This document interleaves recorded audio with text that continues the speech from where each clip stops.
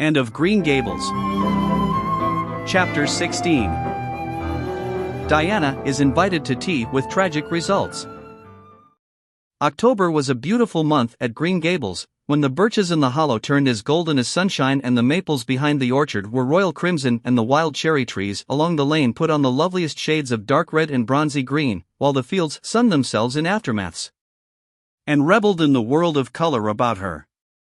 "Oh, Marilla," she exclaimed one Saturday morning, coming dancing in with her arms full of gorgeous boughs, "I'm so glad I live in a world where there are Octobers. It would be terrible if we just skipped from September to November, wouldn't it? Look at these maple branches. Don't they give you a thrill, several thrills? I'm going to decorate my room with them." "Messy things," said Marilla, whose aesthetic sense was not noticeably developed. "You clutter up your room entirely too much with out-of-doors stuff, Anne. Bedrooms were made to sleep in. Oh, and dream in too, Marilla. And you know one can dream so much better in a room where there are pretty things. I'm going to put these boughs in the old blue jug and set them on my table. Mind you don't drop leaves all over the stairs then. I'm going on a meeting of the Aid Society at Carmody this afternoon, and I won't likely be home before dark. You'll have to get Matthew and Jerry their supper, so mind you don't forget to put the tea to draw until you sit down at the table as you did last time." "It was dreadful of me to forget," said Anne apologetically, "but that was the afternoon I was trying to think of a name for Violet Vale and it crowded other things out. Matthew was so good. He never scolded a bit. He put the tea down himself and said we could wait a while as well as not. And I told him a lovely fairy story while we were waiting, so he didn't find the time long at all. It was a beautiful fairy story, Marilla. I forgot the end of it, so I made up an end for it myself and Matthew said he couldn't tell where the join came in. Matthew would think it all right, and if you took a notion to get up and have dinner in the middle of the night. But you keep your wits about you this time. And I don't really know if I'm doing right. It may make you more addlepated than ever, but you can ask Diana to come over and spend the afternoon with you and have tea here." "Oh, Marilla," and clasped her hands. "How perfectly lovely. You are able to imagine things after all, or else you'd never have understood how I've longed for that very thing. It will seem so nice and grown-uppish. No fear of my forgetting to put the tea to draw when I have company. Oh, Marilla, can I use the rosebud spray tea set?" "No, indeed. The rosebud tea set. Well, what next? You know I never use that except for the minister or the aides. You'll put down the old brown tea set. But you can open the little yellow crock of cherry preserves. It's time it was being used anyhow. I believe it's beginning to work. And you can cut some fruitcake and have some of the cookies and snaps. I can just imagine myself sitting down at the head of the table and pouring out the tea," said Anne, shutting her eyes ecstatically. "And asking Diana if she takes sugar. I know she doesn't, but of course I'll ask her just as if I didn't know. And then pressing her to take another piece of fruitcake and another helping of preserves. Oh, Marilla, it's a wonderful sensation just to think of it. Can I take her into the spare room to lay off her hat when she comes? And then into the parlor to sit? No. The sitting room will do for you and your company. But there's a bottle half full of raspberry cordial that was left over from the church social the other night. It's on the second shelf of the sitting room closet and you and Diana can have it if you like, and a cookie to eat with it along in the afternoon, for I dare say Matthew'll be late coming in to tea since he's hauling potatoes to the vessel." And flew down to the hollow, past the Dryad's Bubble and up the spruce path to Orchard Slope, to ask Diana to tea. As a result, just after Marilla had driven off to Carmody, Diana came over, dressed in her second-best dress and looking exactly as it is proper to look when asked out to tea. At other times she was wont to run into the kitchen without knocking, but now she knocked primly at the front door. And when Anne, dressed in her second-best, as primly opened it, both little girls shook hands as gravely as if they had never met before. This unnatural solemnity lasted until after Diana had been taken to the east gable to lay off her hat and then had sat for 10 minutes in the sitting room, toes in position. "How is your mother?" inquired Anne politely, just as if she had not seen Mrs. Barry picking apples that morning in excellent health and spirits. "She is very well, thank you." "I suppose Mr. Cuthbert is hauling potatoes to the Lily Sands this afternoon, is he?" said Diana, who had ridden down to Mr. Harmon Andrews's that morning in Matthew's cart. "Yes. Our potato crop is very good this year. I hope your father's crop is good too." "It is fairly good, thank you." "Have you picked many of your apples yet?" "Oh, ever so many," said Anne, forgetting to be dignified and jumping up quickly. "Let's go out to the orchard and get some of the red sweetings, Diana. Marilla says we can have all that are left on the tree. Marilla is a very generous woman. She said we could have fruit cake and cherry preserves for tea. But it isn't good manners to tell your company what you are going to give them to eat, so I won't tell you what she said we could have to drink. Only it begins with an R and a C and it's bright red color. I love bright red drinks, don't you? They taste twice as good as any other color." The orchard, with its great sweeping boughs that bent to the ground with fruit, proved so delightful that the little girls spent most of the afternoon in it, sitting in a grassy corner where the frost had spared the green and the mellow autumn sunshine lingered warmly, eating apples and talking as hard as they could. Diana had much to tell and of what went on in school. She had to sit with Gertie Pye and she hated it. Gertie squeaked her pencil all the time and it just made her. Diana's blood run cold. Ruby Gillis had charmed all her warts away, true's you live, with a magic pebble that old Mary Jo from the creek gave her. You had to rub the warts with the pebble and then throw it away over your left shoulder at the time of the new moon and the warts would all go. Charlie Sloane's name was written up with M. White's on the porch wall and M. White was awful mad about it. Sam Bolter had sassed Mr. Phillips in class and Mr. Phillips whipped him and Sam's father came down to the school and dared Mr. Phillips to lay a hand on one of his children again, and Mattie Andrews had a new red hood and a blue crossover with tassels on it and the airs she put on about it were perfectly sickening, and Lizzie Wright didn't speak to Mamie Wilson because Mamie Wilson's grown-up sister had cut out Lizzie Wright's grown-up sister with her bow, and everybody missed and so and wished she's come to school again, and Gilbert Blythe. But Anne didn't want to hear about Gilbert Blythe. She jumped up hurriedly and said suppose they go in and have some raspberry cordial. Anne looked on the second shelf of the room pantry, but there was no bottle of raspberry cordial there. Search revealed it away back on the top shelf. Anne put it on a tray and set it on the table with a tumbler. "Now, please help yourself, Diana," she said politely. "I don't believe I'll have any just now. I don't feel as if I wanted any after all those apples." Diana poured herself out a tumblerful, looked at its bright red hue admiringly, and then sipped it daintily. "That's awfully nice raspberry cordial, Anne," she said. "I didn't know raspberry cordial was so nice. I'm real glad you like it. Take as much as you want. I'm going to run out and stir the fire up. There are so many responsibilities on a person's mind when they're keeping house, isn't there?" When Anne came back from the kitchen, Diana was drinking her second glassful of cordial, and, being entreated thereto by Anne, she offered no particular objection to the drinking of a third. The tumblerfuls were generous ones and the raspberry cordial was certainly very nice. "The nicest I ever drank," said Diana. "It's ever so much nicer than Mrs. Lynde's, although she brags of hers so much. It doesn't taste a bit like hers. I should think Marilla's raspberry cordial would probably be much nicer than Mrs. Lynde's," said Anne loyally. "Marilla is a famous cook. She is trying to teach me to cook, but I assure you, Diana, it is uphill work.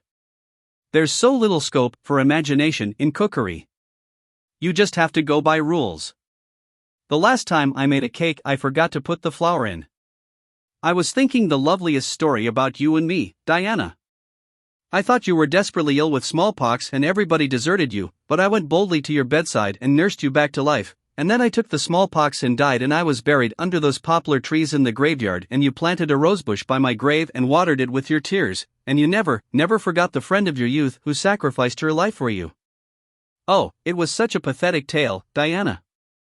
The tears just rained down over my cheeks while I mixed the cake.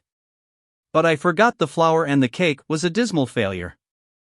Flour is so essential to cakes, you know." Marilla was very cross and I don't wonder. I'm a great trial to her. She was terribly mortified about the pudding sauce last week. We had a plum pudding for dinner on Tuesday and there was half the pudding and a pitcherful of sauce left over. Marilla said there was enough for another dinner and told me to set it on the pantry shelf and cover it. I meant to cover it just as much as could be, Diana, but when I carried it in I was imagining I was a nun. Of course I'm a Protestant, but I imagined I was a Catholic, taking the veil to bury a broken heart in cloistered seclusion, and I forgot all about covering the pudding sauce. I thought of it next morning and ran to the pantry. Diana, fancy if you can my extreme horror at finding a mouse drowned in that pudding sauce. I lifted the mouse out with a spoon and threw it out in the yard, and then I washed the spoon in 3 waters. Marilla was out milking, and I fully intended to ask her when she came in if I'd give the sauce to the pigs, but when she did come in I was imagining that I was a frost fairy going through the woods turning the trees red and yellow, whichever they wanted to be, so I never thought about the pudding sauce again, and Marilla sent me out to pick apples. Well, Mr. and Mrs. Chester Ross from Spencervale came here that morning. You know they are very stylish people, especially Mrs. Chester Ross. When Marilla called me in, dinner was all ready and everybody was at the table. I tried to be as polite and dignified as I could be, for I wanted Mrs. Chester Ross to think I was a ladylike little girl even if I wasn't pretty. Everything went right until I saw Marilla coming with the plum pudding in one hand and the pitcher of pudding sauce warmed up in the other. Diana, that was a terrible moment. I remembered everything and I just stood up in my place and shrieked out, Marilla, you mustn't use that pudding sauce. There was a mouse drowned in it. I forgot to tell you before. Oh, Diana, I shall never forget that awful moment if I live to be 100.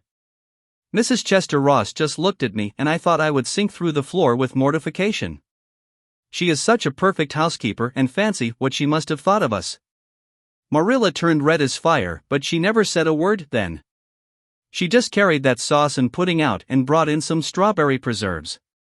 She even offered me some, but I couldn't swallow a mouthful. It was like heaping coals of fire on my head. After Mrs. Chester Ross went away, Marilla gave me a dreadful scolding. Why, Diana, what is the matter? Diana had stood up very unsteadily, then she sat down again, putting her hands to her head. I'm awful sick, she said, a little thickly. I must go right home. Oh, you mustn't dream of going home without your tea, cried Anne in distress. I'll get it right off, I'll go and put the tea down this very minute. I must go home, repeated Diana, stupidly but determinedly. Let me get you a lunch anyhow, implored Anne. Let me give you a bit of fruit cake and some of the cherry preserves. Lie down on the sofa for a little while and you'll be better. Where do you feel bad? I must go home, said Diana, and that was all she would say. In vain Anne pleaded. I never heard of company going home without tea, she mourned. Oh, Diana, do you suppose that it's possible you're really taking the smallpox? If you are, I'll go and nurse you, you can depend on that. I'll never forsake you. But I do wish you'd stay till after tea. Where do you feel bad? I'm awful dizzy, said Diana. And indeed, she walked very dizzily. Anne, with tears of disappointment in her eyes, got Diana's hat and went with her as far as the Barry yard fence. Then she wept all the way back to Green Gables, where she sorrowfully put the remainder of the raspberry cordial back into the pantry and got tea ready for Matthew and Jerry, with all the zest gone out of the performance. The next day was Sunday, and as the rain poured down in torrents from dawn till dusk and did not stir abroad from Green Gables, Monday afternoon Marilla sent her down to Mrs. Lynde's on an errand. In a very short space of time and came flying back up the lane with tears rolling down her cheeks. Into the kitchen she dashed and flung herself face downward on the sofa in an agony. Whatever has gone wrong now? And who? Queried Marilla in doubt and dismay. I do hope you haven't gone and been saucy to Mrs. Lynde again. No answer from Anne save more tears and stormier sobs. And Shirley, when I ask you a question I want to be answered. Sit right up this very minute and tell me what you are crying about. And sat up, tragedy personified. Mrs. Lynde was up to see Mrs. Barry today, and Mrs. Barry was in an awful state, she wailed. She says that I set Diana drunk Saturday and sent her home in a disgraceful condition. And she says I must be a thoroughly bad, wicked little girl, and she's never going to let Diana play with me again. Oh, Marilla, I'm just overcome with woe. Marilla stared in blank amazement. Set Diana drunk, she said when she found her voice. And are you or Mrs. Barry crazy? What on earth did you give her? Not a thing but raspberry cordial, sobbed Anne. I never thought raspberry cordial would set people drunk, Marilla, not even if they drank 3 big tumblerfuls as Diana did. Oh, it sounds so like Mrs. Thomas's husband. But I didn't mean to set her drunk. Drunk fiddlesticks, said Marilla, marching to the sitting room pantry. There on the shelf was a bottle which she at once recognized as one containing some of her 3-year-old homemade currant wine for which she was celebrated in Avonlea, although certain of the stricter sort, Mrs. Barry among them, disapproved strongly of it. And at the same time Marilla recollected that she had put the bottle of raspberry cordial down in the cellar instead of in the pantry, as she had told Anne. She went back to the kitchen with the wine bottle in her hand. Her face was twitching in spite of herself. Anne, you certainly have a genius for getting into trouble. You went and gave Diana currant wine instead of raspberry cordial. Didn't you know the difference yourself? I never tasted it, said Anne. I thought it was the cordial. I meant to be so hospitable. Diana got awfully sick and had to go home. Mrs. Barry told Mrs. Lynde she was simply dead drunk. She just laughed silly-like when her mother asked her what was the matter and went to sleep and slept for hours. Her mother smelled her breath and knew she was drunk. She had a fearful headache all day yesterday. Mrs. Barry is so indignant. She will never believe, but what I did it on purpose. I should think she would better punish Diana for being so greedy as to drink 3 glassfuls of anything, said Marilla shortly. Why, 3 of those big glasses would have made her sick even if it had only been cordial. Well, this story will be a nice handle for those folks who are so down on me for making currant wine, although I haven't made any for 3 years ever since I found out that the minister didn't approve. I just kept that bottle for sickness. There, child, don't cry. I can't see as you were to blame, although I'm sorry it happened so. I must cry, said Anne. My heart is broken. The stars in their courses fight against me, Marilla. Diana and I are parted forever. Oh, Marilla, I little dreamed of this when first we swore our vows of friendship. Don't be foolish, Anne. Mrs. Barry will think better of it when she finds you're not to blame. I suppose she thinks you've done it for a silly joke or something of that sort. You'd best go up this evening and tell her how it was. My courage fails me at the thought of facing Diana's injured mother, sighed Anne. I wish you'd go, Marilla. You're so much more dignified than I am. Likely she'd listen to you quicker than to me. Well, I will, said Marilla, reflecting that it would probably be the wiser course. Don't cry anymore, Anne. It will be all right. Marilla had changed her mind about it being all right by the time she got back from Orchard Slope, and was watching for her coming and flew to the porch door to meet her. Oh, Marilla, I know by your face that it's been no use, she said sorrowfully. Mrs. Barry won't forgive me? Mrs. Barry indeed, snapped Marilla. Of all the unreasonable women I ever saw, she's the worst. I told her it was all a mistake and you weren't to blame, but she just simply didn't believe me. And she rubbed it well in about my currant wine and how I'd always said it couldn't have the least effect on anybody. I just told her plainly that currant wine wasn't meant to be drunk 3 tumblerfuls at a time, and that if a child I had to do with was so greedy, I'd sober her up with a right good spanking. Marilla whisked into the kitchen, grievously disturbed, leaving a very much distracted little soul in the porch behind her. Presently Anne stepped out bareheaded into the chill autumn dusk. Very determinedly and steadily she took her way down through the sere clover field over the log bridge and up through the spruce grove, lighted by a pale little moon hanging low over the western woods. Mrs. Barry, coming to the door in answer to a timid knock, found a white-lipped, eager-eyed suppliant on the doorstep. Her face hardened. Mrs. Barry was a woman of strong prejudices and dislikes, and her anger was of the cold, sullen sort which is always hardest to overcome. To do her justice, she really believed and had made Diana drunk out of sheer malice prepense, and she was honestly anxious to preserve her little daughter from the contamination of further intimacy with such a child. What do you want? She said stiffly, and clasped her hands. Oh, Mrs. Barry, please forgive me. I did not mean to intoxicate Diana. How could I? Just imagine if you were a poor little orphan girl that kind people had adopted and you had just one bosom friend in all the world. Do you think you would intoxicate her on purpose? I thought it was only raspberry cordial. I was firmly convinced it was raspberry cordial. Oh, please don't say that you won't let Diana play with me anymore. If you do, you will cover my life with a dark cloud of woe. This speech, which would have softened good Mrs. Lynde's heart in a twinkling, had no effect on Mrs. Barry except to irritate her still more. She was suspicious of Anne's big words and dramatic gestures and imagined that the child was making fun of her. So she said, coldly and cruelly, "I don't think you are a fit little girl for Diana to associate with. You'd better go home and behave yourself." Anne's lips quivered. "Won't you let me see Diana just once to say farewell?" she implored. "Diana has gone over to Carmody with her father," said Mrs. Barry, going in and shutting the door. And went back to Green Gables calm with despair. "My last hope is gone," she told Marilla.